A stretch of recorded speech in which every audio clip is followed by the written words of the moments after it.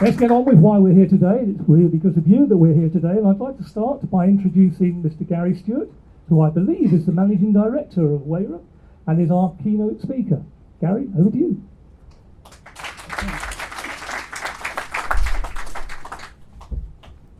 Just going to wait for my presentation to come up.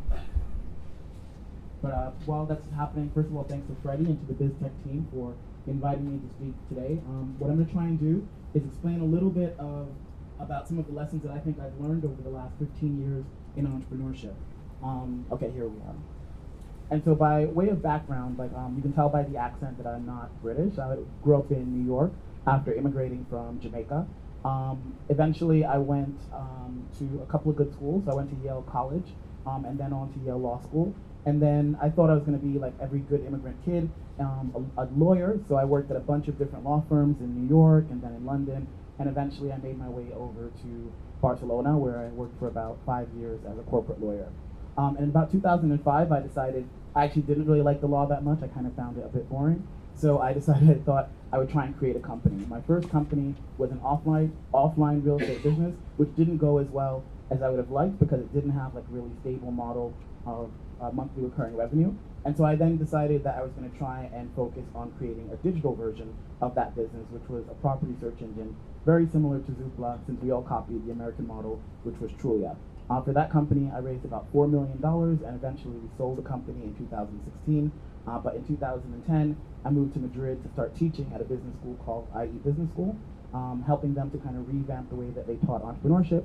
And in 2011, a company called Telefonica came and said, Gary, we want to launch something called Wayra, which will be our accelerator program. At that point, there weren't too many corporate accelerator programs, but I said, hey, let's give it a shot. And I don't know how many of you know Telefonica, but you know it better in the UK as O2. So Telefonica is O2's parent company. It operates in about 17 countries around the world, does about 50 billion euros a year in revenue, 350 million customers. But Telefonica understood that its future really depended on finding out what are the technologies that brilliant entrepreneurs around us were going to create. Because we had learned, I guess, too well that companies like Skype and WhatsApp, even though they seemed like really tiny companies at the beginning, ended up taking away billions of dollars from Telefonica because it meant people no longer had to pay for SMSs, or people no longer had to pay when they were traveling to make long-distance phone calls, if they could Skype a friend or Skype their family members. So we launched Wayra back in 2011. I was employee number 2, so I helped to kind of construct it from the very beginning. We launched it in 10 countries. And in about 2014, I moved over here to the UK to revamp Wayra. Since then, we've invested in about 190 companies. So we tend to invest nowadays between 100 and 200,000 pounds in companies. And what's more important for us is to actually help them to scale by using Telefonica's customers or Telefonica's networks, or just the fact that Telefonica invested in them as validation. So again, 190 companies that we've invested in. Those companies are now worth almost $1 billion. They themselves have gone on to raise $292 million. And like I said, for us, one of the important KPIs is how much work are they actually doing with Telefonica. So they've done 136 trials and contracts with Telefonica, and those contracts only with Telefonica have been worth about $18 million. And probably about 3 years ago, we then decided that we didn't want to only focus on London. As Freddie mentioned, we started opening up different programs throughout the UK, usually by working with another large corporate or another organization that was very relevant to the vertical that we wanted to address. So for example, we have a space in Milton Keynes, across the road, focusing on intelligent mobility. There our partners are the Connected Places Catapult, Network Rail, Hyundai, Ferrovial, various companies. We have a space in Cheltenham focusing on cybersecurity, and there our partner is the GCHQ and the Department for Culture, Media and Sport. In Edinburgh, we have a space that's focusing on AI and blockchain, and there our partners are the University of Edinburgh and Cisco, and then we have a health program that I mentioned, which is done in partnership with Novartis, and that's done out of London. And I think because of the fact that you have a large corporate really backing entrepreneurs in a way that's meaningful and generating decent results, it means that we've had access to a lot of interesting people coming to visit us to basically find out how we do it and why we do it. And as Freddie mentioned, after 8 years, I'm leaving Wayra at the end of next week. largely because I think that there's a big problem in the ecosystem, which is that there are a lot of people who just don't get funded, not because of the ideas, but because of who they are. And so I think that if you look at the numbers that came out yesterday from the state, there's a report called the State of European Tech. It's still the case that only 2% or 1 to 2% of all companies that get funded have female CEOs. The vast majority of teams, probably about 93% of all teams that get funded are all male. And then you can't even talk about racial minorities or any other form of minority. Basically, folks like that don't get funded. And on top of it, if you don't come from the right socioeconomic background, you tend not to get funded because at the end of the day, a lot of the venture capitalists come from the same backgrounds, they went to the same schools, and they probably worked at Goldman Sachs or McKinsey or one of the big banks or something like that, and that's how they get into venture capital, not because they worked in entrepreneurship before. In fact, the numbers are that 92% of venture capitalists have never worked in a startup, and 96% have never worked in tech. So what do they have? The fact that they come from the right backgrounds and have worked in the right places. So my next project will be essentially a fund to invest in people who right now aren't getting funded, and not because of the ideas, but because of some other thing that should really be irrelevant. And I guess that means that after, 8 years working for a large corporate, I'm going back to being an entrepreneur. So I thought, well, since you guys are mostly entrepreneurs as well, maybe I should tell you some of the things that are going through my head as I think about, well, what are the things that I didn't know the first time that I really am going to try and apply better this time. And the first thing is that money matters. Everyone can tell you lots of really great things about like ideas and the world and all that. That's all true too.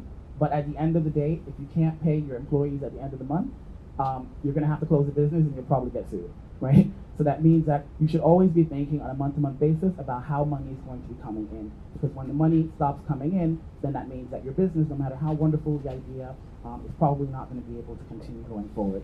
And I think that means that you have to think about, from the very beginning of your business, is your business the sort of business that's going to be investable? And if it is investable, then that means that you have to understand how the investment process works. You can't just simply rock up and think you're going to pitch and people are going to give you money. You have to understand what is it that they're looking for, and you also have to understand that the odds are usually against you in terms of raising funding, so you have to make sure that when you get the opportunity, you're bringing your A game each and every time, right? So this is a chart that looks at Andreessen Horowitz, which is one of the big Silicon Valley venture capital funds. They point out that they invest in less than 1% of the companies that they see. So they say that on average, they'll receive about 3,000 applications a year.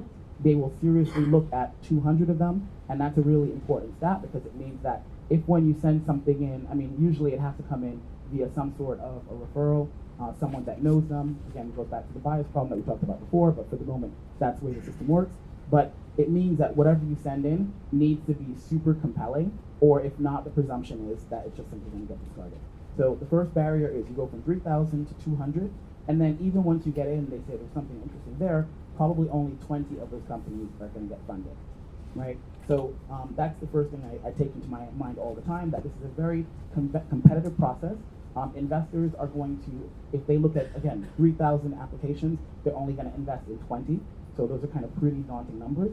And I need to make sure that anything I send in is going to be good enough so that I can fully leverage that opportunity. And I guess the second thing, and this is what I learned after we raised the $4 million for my first company, just because you've raised the money doesn't mean that the process stops.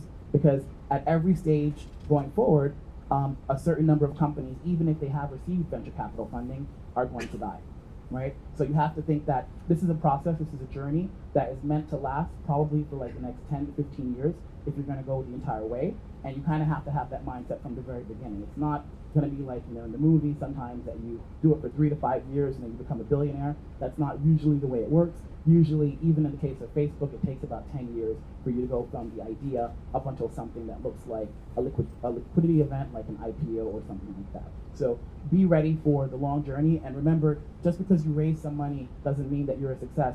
It just means that you got a little bit closer to the finish line, but the finish line is still quite a way off, and you need to make sure that you have the resilience to kind of get to that point. And I think the other point that I think about when I think about financing is that a lot of times when I talk to young entrepreneurs, they don't really know like who they're talking to and why that person might potentially be interested or completely not at all interested in their propositions. They just see everyone that says that he or she is an investor as a dollar sign, or in this case, a pound sign, and don't understand kind of the differentiations between kind of business angels and what they might be looking for in that phase, which is basically usually in the UK an interesting way to get a tax deduction through EIS or SEIS, and with some hopeful possibility of return, but they can afford to lose the money is the point, versus if you're going to a venture capitalist, where essentially it's not their money, they're investing somebody else's money, and they need to return that person's money in 10 years. And that definitely changes the way that they go about who they invest in and why, right? And so to kind of demonstrate that point a little bit more, I point out one simple fact about venture capital. 95% of venture capital firms don't really work, right? The model doesn't work that great, because if they get, for example, let's say $100 million for a fund, they need to return $300 million at the end of 10 years, and the vast majority of them will not return the $300 million. This is globally. In Europe, I'm assuming the numbers will be even worse, right? So these are including American firms, which tend to do a little bit better in terms of investing in companies like Uber and Dropbox and companies like that. So again, you have to remember that when you talk to a venture capitalist, the venture capitalist is also a kind of form of an entrepreneur that is trying to give back a return to his or her investor in 10 years. And that person needs to only invest in companies that have a realistic possibility of generating that return. And not just generating the return, but paying for the entire fund. Because the reality of most of venture capital is that if you're lucky and you invest in 10 companies, 5 of them will be complete losers, 3 of them will generate a very small return, 1 of them might do okay, and you really have to hope for that really big one that's going to be able to pay back the entire fund. Because remember the numbers I said before, if I have a $100 million fund, that means I need to return $300 million, and if only 1 company is likely to be a success statistically, then that means that I need to find companies that are going to be able to give me back $300 million after they're sold, right? That's just kind of one example. And again, it's just kind of helping you to think about why sometimes when you talk to an investor, if you don't pitch the project in the right way, if they don't see how the market is big enough to be able to justify someone acquiring your company for a very large sum of money, from the very beginning, no matter how sympathetic you are or how passionate you are, it's just simply not that interesting to the venture capitalist. Which is another point that I kind of realized as I kind of came on this game as well. For a lot of investors, the biggest or most important number is the market size. And I see a lot of young entrepreneurs not even thinking about the market. It's almost like the market is irrelevant. They want to tell you about what they do, about the product.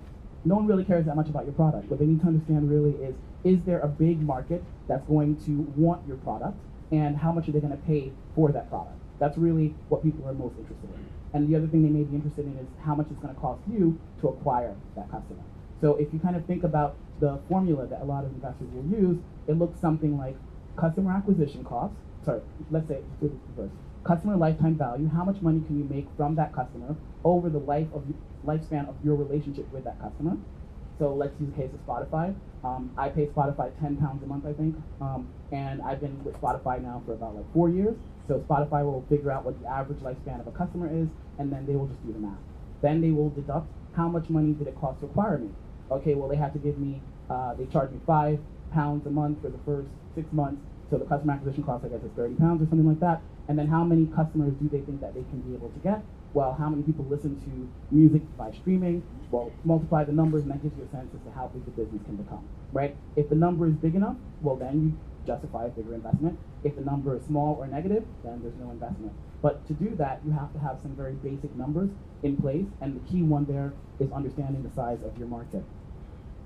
And this gives you a sense then to why the ecosystem, the startup ecosystem, is very obsessed with this notion of unicorns. Not because they like fanciful figures, but because they just need to find those very few companies in the world that are going to be able to help venture capitalists pay back their investors, right? But that doesn't mean that investment by itself is the most important thing. Because as we've seen very recently, just because you raise a lot of money, and I think WeWork by the end had raised about $7 billion or something like that, doesn't mean that you have a sustainable business, which is the problem that they have now. Uber has the very same question. So I think the thing that you have to focus on is that the money that you get from your investors is essentially gasoline to keep you running, but really what you need to be trying to figure out is what's your business model, and more importantly, how do you get recurring revenue on a monthly basis that's stable? So when I talk to my entrepreneurs, the ones that have kind of gone up and down, they say that the most important number for them is this number, monthly recurring revenue. How much money do you bring in consistently on a monthly basis? That's the number that investors are really going to be trying to figure out if you are an investable business or not. As a rule of thumb in the UK ecosystem, you cannot raise a Series A round, which is like the very first round of real venture capital, unless you're doing about 100,000 a month in recurring revenue.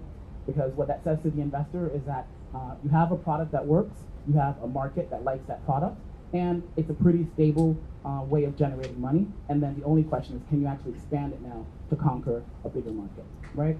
So think about that number from the very beginning, monthly recurring revenue.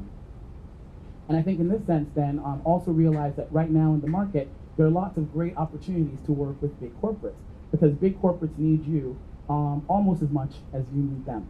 And this is, I can tell you from the Telefonica story, right? So this is actually a kind of cartoon that the global CEO of Telefonica, whose name is Jose Maria, put on his Twitter feed. And he's also, by the way, the founder of Wayra, right? And he said Telefonica has two choices. We can disrupt or we will be disrupted. I mean, you can look at Thomas Cook, you can look at Blockbuster, you can look at Kodak. There are lots of different models or examples of companies that thought that they were too big to fail, and then they kind of disappeared, right? So Telefonica didn't really want that to happen. And again, I gave you the example, people made a lot of money on our phones and using our connectivity, but we didn't make the money with them. So the question going forward has to be, how can we get some of that money? And it's by partnering with entrepreneurs from the very beginning, because the money that you guys need, like 100,000 here or there, isn't really a big dent on Telefonica from the 50 billion that they're generating on a yearly basis. But if we find and back the right company, it can make a huge difference for a company like Telefonica. Like, we need to find our iPhone, right? Apple didn't start out in telephones. They did not start out in music, but they found that they had products that could leverage their existing user base and the kind of skill sets that they had, and that's the reason that they became the biggest company in the world. And I think that's a lesson that lots of other corporates are learning. So again, if you just look back in 2001 at what the biggest companies in the world were, they would have been General Electric, Microsoft, ExxonMobil, Mobil, Walmart, and Citibank. By 2017, they were all tech companies. It was Apple, Google, Microsoft, Amazon, and Facebook. That order has changed somewhat, but it's still basically the same general lesson. And you have now lots of old school corporates, lots of traditional corporates, trying to figure out how they can get the money to look a little bit more like the folks to the right. So again, this is why we work with startups, not because of marketing, not because we think you're cool, but because we need to find new sources of making money. And we understand that that probably is going to come from people like you that are kind of really thinking through these problems, and not the kinds of people that tend to work in large corporates who think in a more 9-to-5 kind of way, happy to have a job, but not really are going to go out there and take lots of risks. Those risk takers are you guys, the entrepreneurs. And I think then when you're pitching to a large corporate, you just have to remember that you always have to talk about what the win-win is. Because the other big mistake that I see when startups are pitching to large corporates is they kind of come in and they give like their investor deck almost, or there's no kind of real tailoring to the large corporate. Because again, remember, I just told you like a big company like Telefonica has a real problem, which is how do we stay alive? It's an existential threat, and that lots of other large corporates feel that they have this existential threat. When you come in and you tell me, oh, well, I'd like a pilot for you, but you don't tell me why I should care, then we have a problem. Like, I'm not interested in helping the world. I'm not doing this as a community service project. I'm doing it because I'm trying to figure out new business lines. And you have to help me figure out how you can be that new business line. And that's your job as an entrepreneur, to do your research into the corporate, understand who you're talking to at that particular time, and what that person is trying to do to make sure that he or she stays in his or her job for the next 6 to 12 months, right? And if you can do that, then it's a lot more likely that you'll actually be able to close the deal because you're relevant to the person. So again, these are just some of the numbers that I think the numbers have gone up. In the UK, there are about like 400 accelerators and incubators, and by 2017, 51% of them were backed by corporates. The numbers are increasingly the same in the US. When you look to venture capital in the US, it's about like $140 billion market. About, if I remember correctly, about 52% of that now would be corporate venture capitalists. That means that corporates are also now the biggest investors in venture capital as well. So corporates are really hungry for wonderful technology and wonderful companies. Your job is to convince them that you can help them stay alive. So I guess the last part of what I wanted to talk about then is, well, what does that actually mean? What would that look like? what is it that entrepreneurs tend to do incorrectly from my point of view? And it's not even my point of view as well. I don't know how many of you know Sequoia Capital. It's one of the biggest, probably most successful venture capital funds in the world. They were the ones that invested in companies like Airbnb and Google, Oracle, LinkedIn, Cisco, PayPal, WhatsApp, etc. So they've done pretty well. As they point out, the public market value of all of their companies would be about $3.3 trillion. And I think the first thing, again, is kind of what I said before, which is don't come and tell me what you want to say, because I really don't generally care about what people want to tell me. You have to figure out what I'm interested in, and the intersection of what you want to tell me and what I'm interested in is called relevance. So your pitch should be relevant to me. If you're just giving me a generic pitch that has no relevance to who I am or what I'm interested in, then you're probably wasting your time. And after about 30 seconds, I've stopped listening and I'm checking my phone, and I think that's generally the trend for most investors as well. You have about 30 seconds to kind of really make it clear why I should continue to listen. And that's by trying to be relevant as quickly as possible. And I think Sequoia goes one step farther with that. They say that you should be able to define your company in one single declarative sentence, right? Because again, the point is I need to figure out really quickly if I want to continue reading or if I want to continue listening to you. And if you don't do that, I'm just going to stop listening anyway. So then the second thing is be able to define accurately what the problem is, right? A lot of entrepreneurs tend to kind of talk about like market opportunities or this is what the product does. Again, I don't really care. Question is, what is the problem that you're solving for your customer that currently is not being solved, right? And then the second thing is, why are you the why are you the kind of definitive winner, the definitive solution? Because everyone is looking for what we call category winners, which is the kind of company that becomes identified with a particular market. So for social media, Facebook; for search, Google; for videos online, YouTube; for commerce, e-commerce, Amazon. Those are the companies that ultimately you're trying to invest in, right? And your job as an entrepreneur is to kind of give me some sort of sense that there's a huge problem in the market and that you're going to be the kind of gold medal winner in that particular sector, right? People don't really want to invest in the bronze. Usually you forget about who wins the silver and the bronze. And other people who just competed in the race, you don't remember them either. You remember the gold medal winner. That's all you care about. So the question here is this a big problem, and that's not being solved in a material way? And do you have a solution that is likely to be the definitive solution in a way that's also sustainable? The other question that is usually asked is why now? Because usually the problems that we're solving are problems that other people have tried to solve before and have failed, or they solved it in a different way. So is there something specific about what's happening now that means that this is the ideal time to try your solution? And usually it's because there's a market that's growing for some reason, and the growth is going to be huge, and that creates like a huge wave, and we're assuming that you're going to be the one that's going to be able to ride the wave the best, right? So we need to understand, again, some context as to what's happening in the market that means that right now is the time for us to invest. If it's too late in a market, it means it's a bad investment time. So if someone came to me and said, I want to create a new social network, probably I think Facebook has already won that game. I want to create a new search engine, probably think Google's already won that. That market's already consolidated. But if you say something that is in a market that's still not that consolidated, that becomes a lot more interesting. So always situate your pitch within a market. A decontextualized pitch is a pitch that doesn't make sense, right? Again, market potential we already talked about, and these other ones, competition, business model, team, financial vision, all of those are important. Increasingly, a lot of people are talking about the team. They always say to talk about the team, but I think now even more so. And there's something that a VC called Chris Topman talks about a lot. It's what he called repeat pedigree and entrepreneurs. Now, what he means by that is people who can show you that they have a track record, a consistent track record of success. Because in the US, the reason that you have really big companies is because you have people who first started working at PayPal, then they went to Google, then they went to Facebook, then they went to Dropbox, and now maybe they're at whatever the new thing is, right? So that means that they have years of experience of winning and growing companies from 0 to 60 or whatever the right analogy will be.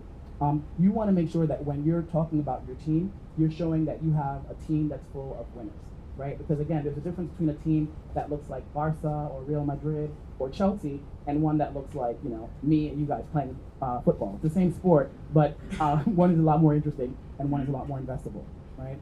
And I guess the last tips I would say is when you're doing your pitch, just remember that it's meant to be a trailer. So we don't need to know every single thing about the story. Like, if you watch The Avengers, the last one, I think it was like almost 3 hours long. The trailer was still only about 2 minutes, and it was good enough to make me want to go watch the movie, right? Your job as an entrepreneur is to have like an elevator pitch or a 1 minute pitch that's good enough that makes me want to listen to the longer story, right? I don't need to see the whole story in the 1 minute pitch. And a bunch of other tricks that I think you should take into account. Sometimes you listen to a startup pitch and they have some sort of traction and they don't tell you about it. You have to only get to it in the questions and answers. If you have any bit of traction, highlight it very, very early on. Why?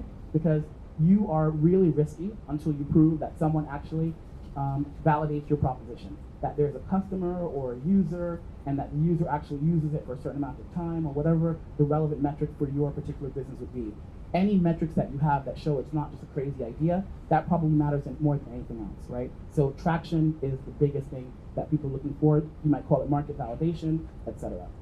If you don't have traction, then you really need to sell a very compelling vision of what the world will look like by the time that you are successful, right? So if I'm Steve Jobs, for example, when he launched the iPhone actually didn't work. He had to kind of like come up with some sort of like weird little mock-up of it, but on stage, he sold you a wonderful vision about how the world would change thanks to this phone, right? And people believed it enough that they were then lining up to try and buy the phone before it was even on sale, right? If you don't have traction, then you have to sell a really compelling vision. If you don't have traction and you don't have vision, then you really don't have anything that's that interesting from an investment point of view or from a kind of corporate point of view. This also means then that passion sells a lot as well. I would say to entrepreneurs, if you seem bored by your proposition, I am certainly going to be bored by your proposition as well. And we can just save each other a lot of time and just like not even listen to the pitch, right? You have to be the chief salesperson of your business. And if you can't sell it or don't want to sell it or are unable to sell it, get some training, get some practice, do whatever you need to do, but you need to be passionate when you're selling your business. Because if not, then I don't even want to listen to the story.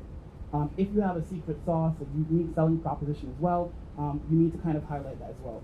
A lot of times when startups are pitching, what they do is they'll say to you, I do X, Z, Y, and Z. Who cares? The point is I've already heard a version of that pitch 100 times from a whole bunch of other people. What I'm trying to understand is what it is that you do that is likely to make you the category winner. And I once asked an investor, an American investor, what do you think is the biggest difference between American startups and European startups? The answer was that the American startups understand their competition a lot better. They will do mystery shopping. They will do whatever they need to do to figure out how much their competition has raised, who's working on the team, etc. Because again, the game is that you are trying to beat them. If you don't know that they exist, it's hard to believe that you can actually beat them, right? So the very first thing is that you have to understand who your competition is, not just locally, but globally. And then you have to have a compelling answer as to why you still are likely to be the gold medal winner. Other thing I think is really important these days, try not to stress out too much. I think this is a big difference between my first startup and now, which is that I just take life a little bit easier. It's not meant to be life or death. It's a business. The likelihood is that it is going to fail in its first iteration, so don't kind of invest too much of yourself, I think, in it. That's hard to kind of say because people are going to be like, I don't know what that means, but it just means have a bit of perspective on your business. It is a business. It shouldn't kind of ruin your life if it doesn't fail, because again, it's likely not to succeed in the majority of cases. And the last thing I would say is people say to me, why did you give up a really cushy job at Telefonica? You know, you have a nice budget, nice offices, and that's because at the end of the day, I really do think that entrepreneurship is the best thing. And I kind of live by this video. I don't know if you saw the ad from Apple a while back. Well, I guess it was when I was young. And it said, here's the crazy ones, the misfits, the rebels, the troublemakers, the round pegs and the square holes, the ones who see things differently, because while some may see them as the crazy ones, we see genius, because the ones who are crazy enough to think they can change the world are the ones that actually do. And I think that that's the reason why at the end of the day, being an entrepreneur is the best thing in the world, because all you really are doing is identifying problems and being courageous enough to actually try and solve them. Thank you.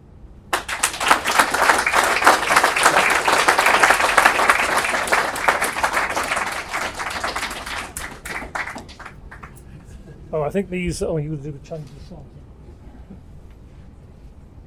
I told you it wouldn't go well. That was absolutely brilliant, Gary. Thank you ever so much.